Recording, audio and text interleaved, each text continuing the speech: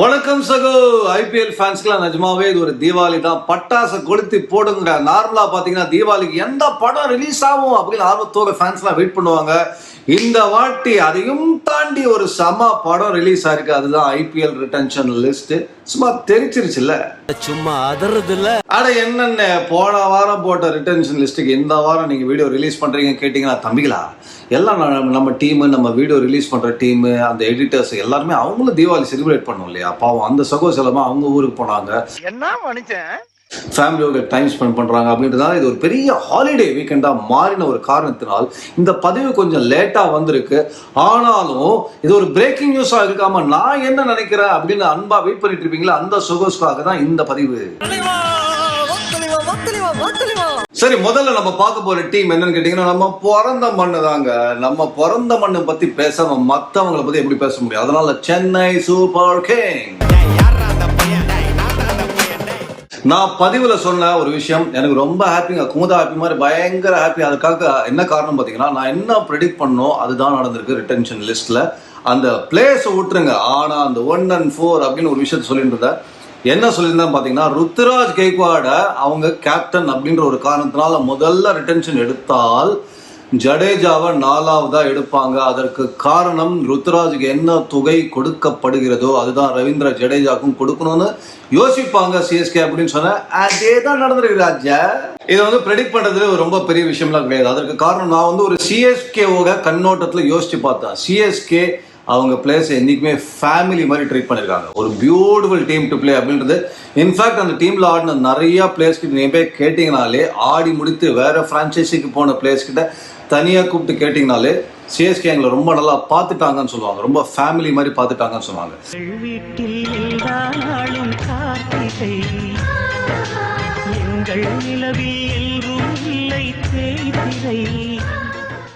அதன் காரணமாக அவங்க எப்படி யோசிப்பாங்கன்னா, ருத்ராஜ் கெய்க்வாட் என்ன தொகையை கொடுக்குறோமோ ஜடேஜாக்கும் அதை தான் கொடுக்கணும். அதற்கு காரணம் ஜடேஜா ரொம்ப நாளைக்கு நம்மளுக்கு ஆடி இருக்காரு, சூப்பராக பர்ஃபார்ம் பண்ணியிருக்காரு. அவர் கேப்டனா இல்லைன்னா கூட கேப்டனுக்கு என்ன தொகையோ அதுதான் ஜடேஜா கொடுக்கணும்னு அவங்க யோசிப்பாங்கன்னு நான் யோசித்தேன். கடைசியில் அதே மாதிரி தான் நடந்திருக்கு. அதுக்கப்புறம் பார்த்தீங்கன்னா, பதிரானா வெல் டிசர்வ்டுங்க. Consistent performance over the years. ஐபிஎல்ல ஒரு சிம்ம சொப்பனமாக அந்த எஸ்பெஷலி டெத் ஓவர்ஸ் இருந்திருக்கக்கூடிய ஒரு அற்புதமான யங்ஸ்டர் அப்படின்றனால அவரை நல்ல விலைக்கு ரீடைன் பண்ணியிருக்காங்க. 3வது சிவம் தூபேக்கு ஒரு வாய்ப்பு இருக்கு அப்படின்றத நான் என்னோட பதிவில் சொன்னேன். அதற்கு என்ன காரணம் கேட்டிங்கன்னா, ஜடேஜாவும் ருத்ராஜும் 1 and 4 வந்தாங்கன்னா குறைந்தபட்சம் 4 ரிட்டன்ஷன் பண்ண வேண்டிய கட்டாயத்தில் 3வது தூபேவை கன்சிடர் பண்ணுவாங்க அப்படின்னு சொல்லிட்டு இருந்தேன். அதுவும் சூப்பராக பண்ணியிருக்காங்க. பட் இங்கே ஒரு சின்ன யோசனை வருது எனக்கு. ஆக்சுவலாக பார்த்தீங்கன்னா, தூபேக்கு பதிலாக ஒரு டெவான் காட்வே, ரச்சின் ரவீந்திரா இந்த மாதிரி பேர்களும் கன்சிடர் பண்ணுவாங்களா சிஎஸ்கே அப்படின்னு யோசனை நம்மளுக்கு எல்லாருக்குமே இருந்தது. இன்ஃபேக்ட் என்ன கேட்டிங்கன்னா, டெவான் கான்வே நான் ரிட்டர்ன் பண்ணிருப்பேன். தூபே அவங்க ரிட்டர்ன் பண்ணதுக்கு ப்ராபபிலி முக்கியமான காரணம் என்னன்னு பார்த்தீங்கன்னா, செப்பாக் மாதிரி விக்கெட்ல தூபே ரொம்ப அதிரடியான ஒரு ஆட்டக்காரர், வச்சு வளர்த்துருவார். செப்பாக் மாதிரி விக்கெட்ல நான் மீண்டும் சொல்றது யோசிச்சுங்க. இந்த லோ அண்ட் ஸ்பின்னர்ஸ் இருக்கக்கூடிய அந்த விக்கெட்ஸ்ல பொழந்துருவார் தூபே. ஆனால் டெவான் கான்வே என்ன பண்ணியிருக்காரு, கன்சிஸ்டண்டா சிஎஸ்கேக்கு ரொம்ப நல்லா பண்ணியிருக்காரு. சேப்பாக்கத்திலையும் பண்ணியிருக்காரு, வெளியும் பண்ணியிருக்காரு. அப்படின்றதுனால நான் கொஞ்சம் டெவான் கான்வே பக்கம் கண்டிப்பாக சாஞ்சிருப்பேன். இன்னொரு ரீசனே டெவான் கான்வே அண்ட் ருத்ராஜ் செம ஓப்பனிங் காம்பினேஷனாக இருந்திருக்காங்க, தெரிச்சிருக்காங்க. லெஃப்ட் ரைட் காம்பினேஷன் எப்பவுமே சிஎஸ்கேக்கு ஒர்க் ஆயிருக்கு. And Devon Conway over the years ரொம்ப நல்லா கன்சிஸ்டண்டாக பர்ஃபார்ம் பண்ணியிருக்காரு. அப்படின்ற ஒரு காரணத்தினால் டெவான் கான்வேவை நான் கன்சிடர் பண்ணியிருப்பேன். மேபி சிஎஸ்கே கூட பண்ணியிருக்கலாம். ஆனால் என்னோட பதிவில் சிஎஸ்கேவோட கண்ணு தூபே மேலே ஜாஸ்தியாக இருக்குன்ற விஷயத்தையும் சொல்லியிருக்கேன். அதுதான் சிஎஸ்கே பண்ணியிருக்காங்க. பட் ஓவராலாக பார்த்தீங்கன்னா, எஸ் இதெல்லாம் கேப்டன் ரிட்டென்ஷனில் நம்ம எதிர்பார்த்த ஒரு விஷயம். பட் நம்ம பேசுறது சிஎஸ்கே கேப்டன் ரிட்டென்ஷன் அங்கே பேசுவோம் அன்கேப்டு. ஆனால் அவர் தான் எல்லாருக்கும் கேப் கொடுத்தாரு, அவர் கையில் தான் எல்லா கப்பையும் வாங்கினார் அப்படின்னு சொல்லும்போது நம்பர் 7 மகேந்திர சிங் தோனி. இதுக்கு முன்னாடியும் சரி, இதுக்கு அப்புறமும் சரி, அன்கேப்டு கேட்டகரியில் இந்த மாதிரி ஒரு பெயர் 4 கோடிக்கு சான்ஸே இல்லை ராஜா. ஒரு லெஜெண்டு, ஒரு மகேந்திர சிங் தோனின்ற பெயர் அன்கேப்டு கேட்டகரியில் வருது. எல்லா அன்கேப்டு பிளேயருக்கும் ஒரு மிகப்பெரிய பெருமையாக இருக்கலாம். ஏன்னா அவங்க சொல்லிக்கலாம், நான் அன்கேப்டு, ஆனால் தலைவரே அன்கேப்டு, அப்போ நானும் அன்கேப்டாக இருக்கிறதுல பெருமை தானே அப்படின்னு சொல்லுவாங்க. ஸோ சிஎஸ்கே வழக்கம் போல ஒரு பலமான அஸ்திவாரத்தை போட்டிருக்காங்க. இந்த ரிட்டன்ஷன் மூலமாக ஆக்ஷன்லையும் திருப்பாங்கன்றதை எதிர்பார்க்கலாம். ஸோ இப்போ சிஎஸ்கே கிட்ட மீதி டப் எவ்வளோ பார்த்தீங்கன்னா 55 கோடி ஏலத்துக்கு போகும்பொழுது. ஸோ அடுத்து நம்ம பார்க்க போகிற டீம் என்ன பார்த்தீங்கன்னா மும்பை இந்தியன்ஸ். மும்பை இந்தியன்ஸ் சொல்லுவாங்க, கண்ணா நாங்கள் என்ன ரிட்டன்ஷன் பண்ண போகிறோம், நீ இல்லை நேத்தி பிறந்த குழந்தைக்கு தெரியும், போய் கேட்டுப்பார் அப்படின்ற மாதிரி தான் பிளேயர்ஸ்லாம் வச்சுருந்தாங்க. அதை பற்றி நம்ம பேசியிருக்கோம். ஹார்திக் பாண்டியா, ரோஹித் சர்மா, சூரியகுமார் யாதவ் அண்ட் ஜஸ்பிரீத் பும்ரா ஆட்டோமேட்டிக்காக அந்த சாய்ஸஸ். இப்போ யாருக்கு என்ன தொகை எப்படி பிரித்து கொடுப்பார், அந்த தீபாவளி ஸ்வீட்ஸ்லாம் வீட்டுக்கு வந்தால் 4 பசங்க ஒரே வீட்டில் இருந்தால் அம்மா என்ன பண்ணுவாங்க, எல்லாரும் ஈக்குவலாக கொடுக்கணுன்றது ஒரு எப்படியாவது பிளான் பண்ணி பண்ணுவாங்க. அது மாதிரி தான் இருந்தது மும்பை இந்தியன்ஸுக்கு ரிட்டன்ஷன். அதில் ஆனால் கொஞ்சம் அதிகமாக ஸ்வீட் எடுத்து போனது யாரும் பார்த்தீங்கன்னா ஜஸ்பிரீத் பும்ரா. அவர் சொல்லுவார், எத்தனை யாருக்கு போட்டிருக்கேன், எத்தனை மேட்ச் வின் பண்ணிருக்கீங்க, கொஞ்சம் எக்ஸ்ட்ரா ஸ்வீட்டு குடிங்க அப்படின்னு.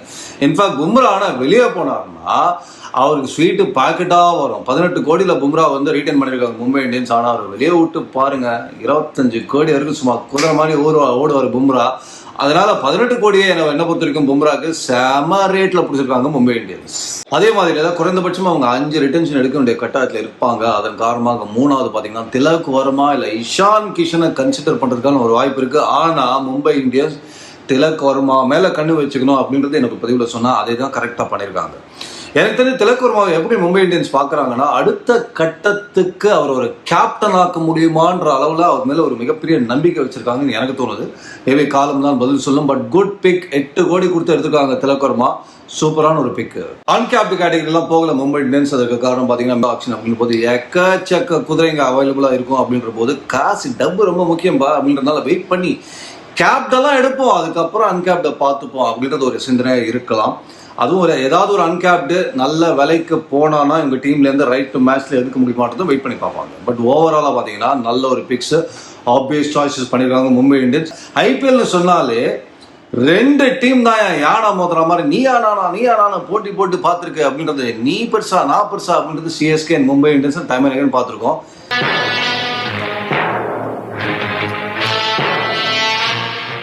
நம்ம பார்க்க போற டீம் பாத்தீங்கன்னா ஆர்சிபி. கிங் கோலி நம்ம எதிர்பார்த்த மாதிரி ஆப்வியஸ் ரிட்டன்ஷன் 21 கோடி கொடுத்து ரிட்டைன் பண்ணிருக்காங்க.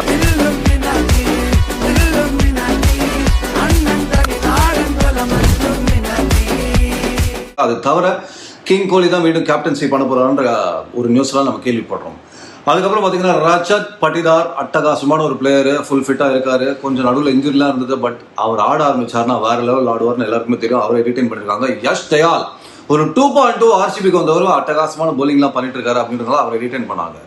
மிஸ் பண்ணது பார்த்தீங்கன்னா முகமது சிராஜ். இன்ஃபேக்ட் அவரோட ஃபார்ம் பயங்கர டிப்பாக இருக்கு. பட் ஆர்சிபி அவர் மேலே ஒரு நம்பிக்கை வைத்ததின் அடிப்படையில் அவரை கொஞ்சம் ரீட்டைன் பண்ணுவாங்க நான் எதிர்பார்த்தேன். பட் இப்போ என்ன டிசைட் பண்ணிருக்காங்க ஆர்சிபி, ஸ்டில் அவர் எடுக்கலாம் ஆப்ஷன்ல. பட் எந்த விலைக்கு அவர் போவார், மற்ற டீம்ல அவரை பற்றி என்ன யோசிக்கிறாங்க அப்படின்றத பார்த்து ரைட் டு மேட்ச்ல சிராஜ் எடுக்கிறதுக்கான வாய்ப்பு இருக்கு. பட் ஆஸ் ஆஃப் நவ் அவரை ரிட்டைன் பண்ணல. அதுக்கப்புறம் பார்த்தீங்கன்னா பதிவில் சொல்லிட்டு இருந்தான், டுப்ளசில நம்ம பார்க்க மாட்டாங்க, மேக்ஸ்ல பார்க்க மாட்டாங்க. அதற்கு காரணம் அட்டகாசமான பிளேஸ், பட் ஏஜ் ஃபேக்டர்னு ஒரு முக்கியமான ஒரு விஷயம் வரும் மெகா ஆக்ஷன்ல. அதற்கு காரணம் நான் கொடுக்க போற காசு அடுத்த 3 வருஷத்துக்கான இன்வெஸ்ட்மெண்ட் அப்படின்னால இந்த 38, 39 போயிட்டீங்கன்னா அந்த பிளேஸ் மேல பெருசா இன்வெஸ்ட் பண்ண மாட்டாங்க பிரான்சைசி. அதனால தான் டுப்ளசி மாதிரி பிளேயர்லாம் போதும் ராஜா, நீங்க எங்கேயாவது போனீங்கன்னா பார்க்கலாம், இல்லை ரைட் மேட்ச்ல ரொம்ப குறைவான விலைக்கு கிடைத்தீங்கன்னா பார்க்கலாம் அப்படின்றது ஒரு எண்ணமா இருக்குமே தவிர ரிட்டன்ஷன் வாய்ப்பு இப்போதைக்கு அந்த மாதிரி பிளேஸ்க்கு இல்லை. அடுத்தது கேமரூன் கிரீன் உன் பேர் கிரீன் தான், ஆனா ரிட்டன்ஷனை பொறுத்த வரைக்கும் நீ எங்க கார்டு ரெட்டு அப்படின்னு சொல்லிட்டு நோ அப்படின்ட்டாங்க. ஏன்னா 17-18 கோடிக்குள்ள அவர் ட்ரேட் ஆஃப் பண்ண போது ஆர்சிபி என்ன இவ்வளவு காசு இவர் மேல போடுறீங்க அப்படின்ற மாதிரி ஃபேன்ஸ்லாம் கேட்டாங்க. பட் அட்லீஸ்ட் இப்போ உஷாரு அப்படின்ற மாதிரி நீ ஆக்ஷனுக்குள்ள போ, அங்க என்ன ஆகுதுன்றதை பார்த்துட்டு நாங்கள் டிசைட் பண்ற மாதிரி சொல்லிட்டாங்க இது. பட் இப்போதைக்கு ஆர்சிபி கிட்ட 83 கோடி, எப்பா செம வெயிட்டுங்க பஸ் அப்படின்னு நம்ம சொல்றோம். ஆனா ஆர்சிபி எப்பவுமே போனீங்கன்னா மெகா ஆக்ஷன் ஏதோ ஒன்று சொதப்புவாங்க. இந்த முறை கரெக்டா பண்றாங்களா அதை வெயிட் பண்ணி பார்க்கலாம். பட் அட்வான்டேஜ் பர்ஸை பொறுத்த வரைக்கும் ஆர்சிபி பக்கம் கண்டிப்பா இருக்கு. அடுத்தது நம்ம பார்க்க போறது டெல்லி கேபிட்டல்ஸ். என்னடா ரிஷப் பண்ட்டை ரீட்டைன் பண்ணலையா அப்படின்னு, இது ரிஷப் பண்ட்டோட முடிவாக தான் இருக்கும், பிரான்சைஸியோட முடிவாக இருக்காது கண்டிப்பா. எந்த பிரான்சைஸிங்க ரிஷப் பண்ட்டை வாடான்னு சொல்லுவாங்க. எனக்கு என்ன தோணுதுன்னா, பட்சி என்ன சொல்லுதுன்னா, ரிஷப் பண்ட் பஞ்சாபுக்கு போய் அங்கே கேப்டன்சி பண்ணுவாரு. அதற்கு காரணம் பார்த்தீங்கன்னா ரிக்கி பாண்டிங் டெல்லி கேபிட்டல்ஸ்ல கோச்சா இருந்தாரு. 2 பேருக்குள்ள ஒரு நல்ல ஈக்குவேஷன் நம்ம எல்லாம் பார்த்தோம், ஒரு அண்டர்ஸ்டாண்டிங் இருந்திருக்கலாம். அதன் காரணமாக ரிக்கி பாண்டிங் வேற டீம் போனோடனே ரிஷப் பண்ட் வானா ராஜா அப்படின்னு சொல்லி இப்போ எனக்கு என்ன தோணுதுன்னா, ரிக்கி பாண்டிங் அங்கேருந்து வாங்க ரிஷப் இங்கே வாங்க, உங்களின் சேவை பஞ்சாபுக்கு தேவை அப்படின்னு சொல்றதுக்கு ஒரு வாய்ப்பு இருக்கலாம். ஸோ ரிஷப் பண்ட் ஏதோ ஒரு டீமுக்கு, முக்கியமாக பஞ்சாப் மாதிரி ஒரு டீமுக்கு கேப்டனாக போக நல்ல வாய்ப்பு இருக்கு. மேபி அவருக்கு வந்து அந்த ரிக்கி பாண்டியோட ஒர்க்கிங் ஸ்டைல் பிடிச்சிருக்கலாம் ரிஷப் பண்ட். அதன் காரணமாக மீண்டும் ரிக்கி பாண்டியோட ஒர்க் பண்ணுறதுக்கு விரும்பலாம்.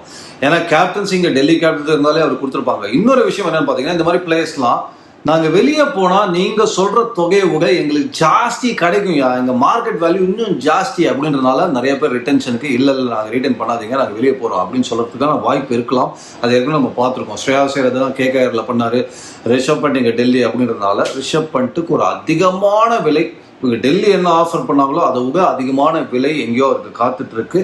அது பஞ்சாபாக இருக்கலாம்னு எனக்கு தோணுது. அது தவிர ரிஷப் பண்ட்டுக்கு மேனேஜ்மெண்ட்டோட ஒரு சின்ன கருத்து வேறுபாடுலாம் இருக்கு. அதன் காரணமாக தான் விலகி போயிருக்கான்ற தகவலும் நம்ம கேள்விப்படுறோம். ஸோ யாரெல்லாம் எடுத்திருக்காங்க நீங்கள் பார்த்தீங்கன்னா ரிட்டர்ன்ஸில் இப்போ அக்ஷர் பட்டேல் 16 கோடி, குல்தீப் யாதவ் 13.25 கோடி, அதுக்கப்புறம் பார்த்தீங்கன்னா ட்ரிஸ்டன் ஸ்டப்ஸ் 10 கோடி, அபிஷேக் பொரெல் 4 கோடி. எனக்கு இதெல்லாம் வந்து அஃப்கோர்ஸ் எஸ் அக்ஷர் பட்டேல் குல்தீப்லாம் அட்டகாசமான கிரிக்கெட்டர். பட் இந்த பிராக்கெட்டில் வருவாங்களான்னு என்ன கேட்டிங்கன்னா கொஞ்சம் டவுட். அக்ஷர் பட்டேல் கூட சொல்லலாம். பட் ஓவராலாக டெல்லி கேபிட்டல்ஸ் இன்னும் ரிட்டன்ஷன் பெட்டராக பண்ணிக்கலாம். ஒரு முக்கியமான பேர் அவங்க மிஸ் பண்ணது யாரும் பார்த்தீங்கன்னா ஜேக் ஃப்ரேசர். அந்த குதிரை எப்படி விட்டாங்கன்றல, ட்ரிஸ்டன் ஸ்டப்ஸுக்கு 10 கோடி கொடுத்ததுக்கு ஜேக் ஃப்ரேசரையும் நீங்கள் வந்து ஒரு மாதிரி கன்சிடர் பண்ணி அவர் எடுத்துக்கலாம். பேர்த்திருக்காருங்க, செம்ம பிளேயரு, டாப்ல அட்டகாசமான attacking player. In fact David Warner வந்து மிஸ்ஸே பண்ணலை டெல்லி கேப்டன்ஸ்ன்ற அளவுக்கு ஒரு அதிரடியான ஓப்பனராக இருந்திருக்காரு ஜேக் ஃப்ரேசர். யங்ஸ்டர் அப்படின்றனால ஃபியூச்சர் பெருசாக இருக்குது. அவர் எப்படி விட்டாங்க டெல்லி கேப்டன்ஸ் அப்படின்றது தெரியல.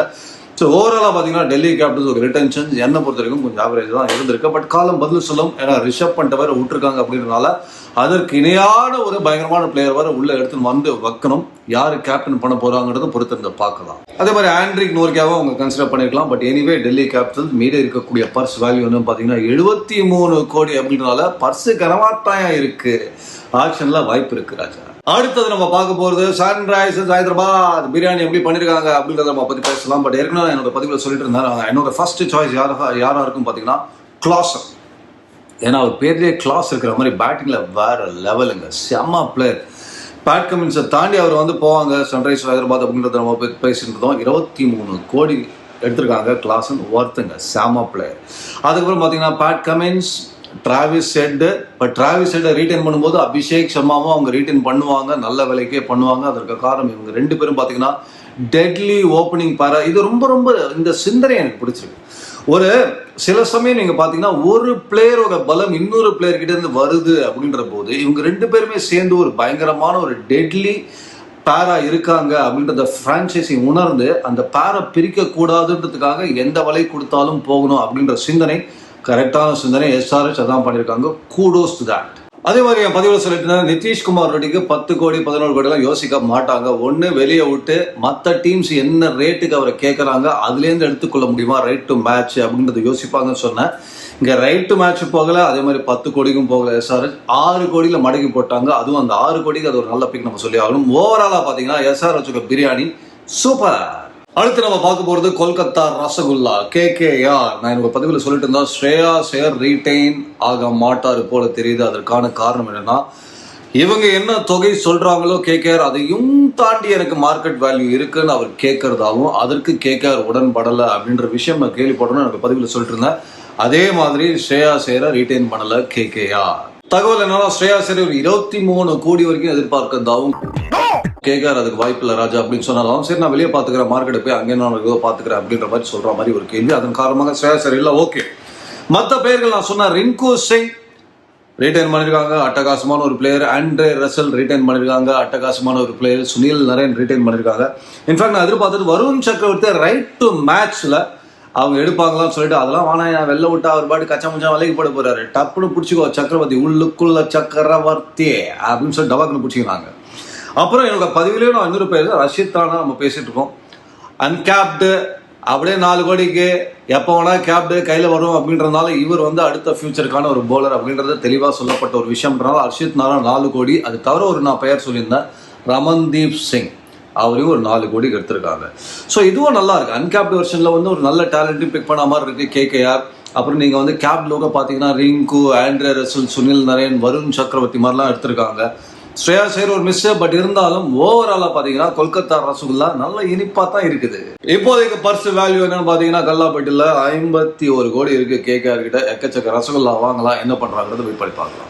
அடுத்தது நம்ம பார்க்க போறது யாருன்னு பாத்தீங்கன்னா லக்னோ சூப்பர் ஜெயன்ஸ். இதுல பாத்தீங்கன்னா நிக்கலஸ் பூரன் 21 கோடி. எனக்கு ரொம்ப பிடிச்ச 2 ஃபினிஷர்ஸ் ஃபாரின் பிளேஸ் நான் எப்பவுமே சொல்லிட்டு இருப்பேன், நிக்கலஸ் பூரன் அண்ட் கிளாசன்.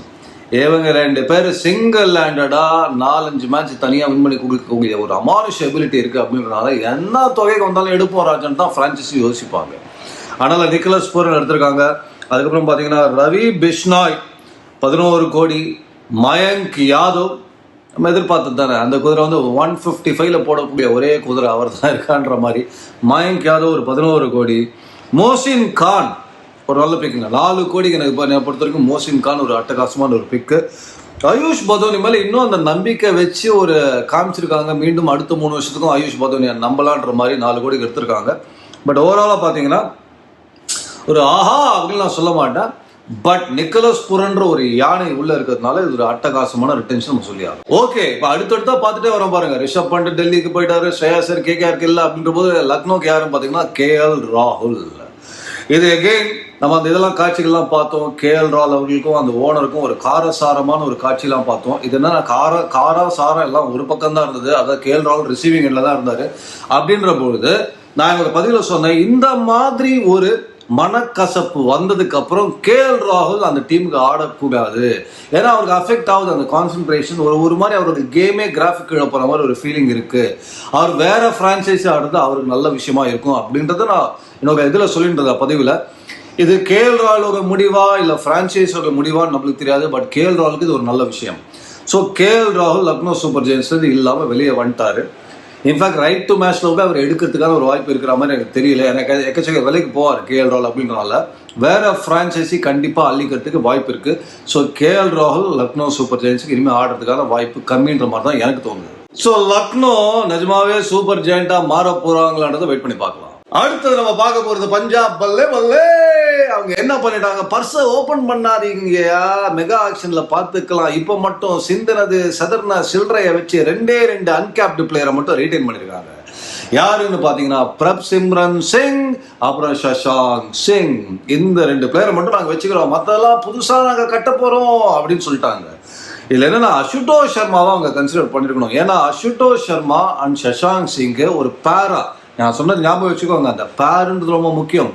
2 பேரும் ஒரு பேரா செம்மையா பர்ஃபார்ம் பண்ணியிருக்காங்க. அட்டகாசமான ஒரு ஃபினிஷிங்லாம் கொடுத்துருக்காங்க. அப்படின்ற போது அசுதோஷ் சர்மாவே அவங்க கன்சிடர் பண்ணிருக்கலாம், பட் விட்டாங்க. பட் ஓவரால் என்ன பார்த்தீங்கன்னா முதல்லேருந்து இந்த ரோபோ சங்கர் சொல்லுவாருங்க பார்த்தீங்களா, பஞ்சாப் மட்டும் நாங்க முதல்லேருந்து ஆரம்பிக்கிறோம் அப்படின்ற மாதிரி தான் சொல்லியிருக்காங்க. என்னடா மறுபடியும் அதே இடத்துல வந்து நிற்கிறான். பட் எனக்கு என்னமோ இது கரெக்டான டெசிஷன் மாதிரி தான் தெரியுது. ஏன்னா எப்போ பார்த்தாலும் என்னென்னமோ பண்ணாலும் பஞ்சாப் மேட்சும் டைட்டில் வைக்கிற மாதிரி நம்மளுக்கு தெரியவே இல்லை.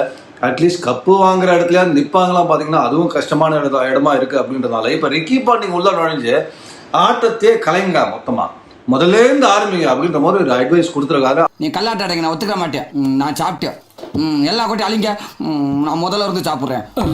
அதன் காரணமாக ரிட்டென்ஷன்ல 2 அன்கேப்டு பிளேயர்ஸ். இப்ப நான் சொன்ன பாயிண்ட் யோசிச்சு பாருங்க, 110 கோடி மீதம் இருக்கு அப்படின்னு மெகா ஆக்ஷன்ல சொல்லும் பொழுது ரிஷப் பண்ட் டெஃபினட்டா யோசிப்பாங்க பஞ்சாப். ஏற்கனவே ரிக்கி பாண்டிங் ரிஷப் பண்ட் ஒரு கனெக்ஷன் இருந்திருக்கு அப்படின்றனால. அப்படி இல்லைன்னா ஸ்ரேயாஸ் ஐயர் யோசிப்பாங்க. அதற்கு காரணம் KKR டைட்டில் அடிச்சு கொடுத்துருக்காரு கேப்டன். KL ராகுல் அப்படின்றது நீங்க பாத்தீங்கன்னா ரிஷப் பண்ட் யோசிச்சுன்னா KL ராகுல் யோசிக்க மாட்டோம். 2 விக்கெட் கீப்பர் எனக்கு தேவை கிடையாது. ஆக மொத்தம் நல்ல பஞ்சாப் முதலேந்து ஆரம்பிக்கிறோம் அப்படின்னு சொல்லிட்டு சம துட்ல உட்காந்துருக்காங்க. என்ன பண்றாங்கிறத வெயிட் பண்ணி பார்க்கலாம். அடுத்து நம்ம பார்க்க போது குஜராத் டைட்டன்ஸ். நம்ம எதிர்பார்த்த மாதிரி 2 பேர்கள். ரஷீத் கான் அவர் தான் ஹையஸ்ட் கொடுத்துருக்காங்க 18 கோடி. சுப்மன் கில் 16.5 கோடி. ஆனா அவர் தான் கேப்டன் அப்படின்றதையும் அறிவிச்சிருக்காங்க.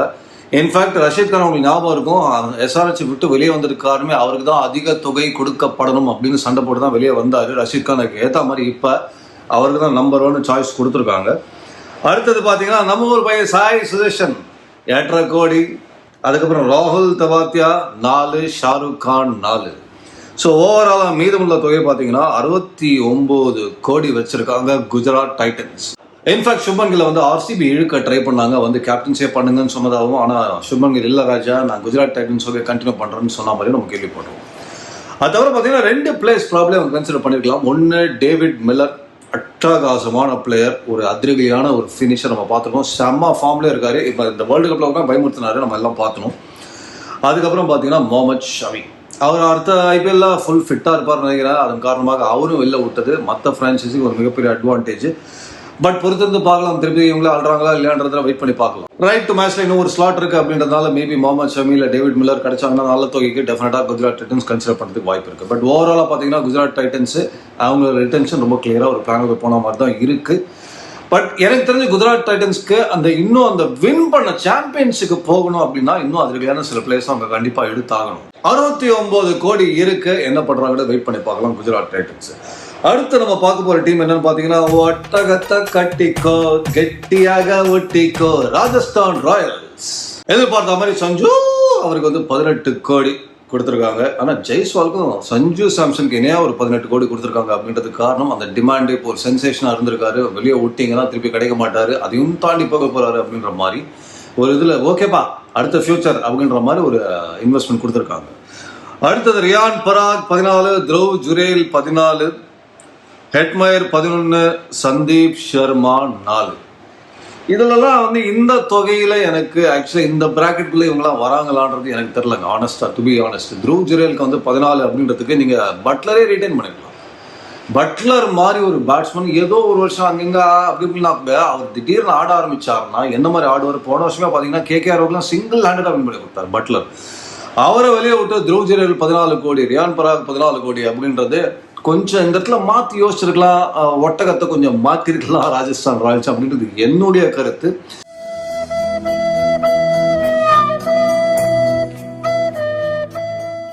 அதே மாதிரி போலிங்ல ஒரு ட்ரெண்ட் போல்ட் மாதிரி ஒரு குதிரையை பிடிச்சி வச்சிருக்கணும் அப்படின்றதும் எனக்கு ஒரு இது. நிறைய போலர்ஸ் நல்ல போலர்ஸ் வெளியே விட்டுருக்காங்க ஆக்ஷன்ல. ஆக்ஷனை விட்டாங்க, சேலை விட்டாங்க, ட்ரெண்ட் போல்ட்டை விட்டாங்க அப்படின்ற மாதிரி அவங்களோட பலம், ராஜஸ்தான் ராயல்ஸோட பலம் நான் டைம் அண்ட் அகைன் சொல்லுவேன், அவங்களுக்கு பெஸ்ட் போலிங் யூனிட் எப்பவுமே வச்சிருக்காங்க. பட் இந்த முறை அந்த அந்த ஒரு பயங்கரமான போலர்ஸ்லாம் வெளியே விட்டுருக்காங்க. ஸோ பட்லர் ஒரு மிஸ்ன்னு சொல்லுவேன், ஒரு ட்ரெண்ட் போல்ட் ஒரு மிஸ் பண்ணிருக்காங்கன்னு சொல்லுவேன்.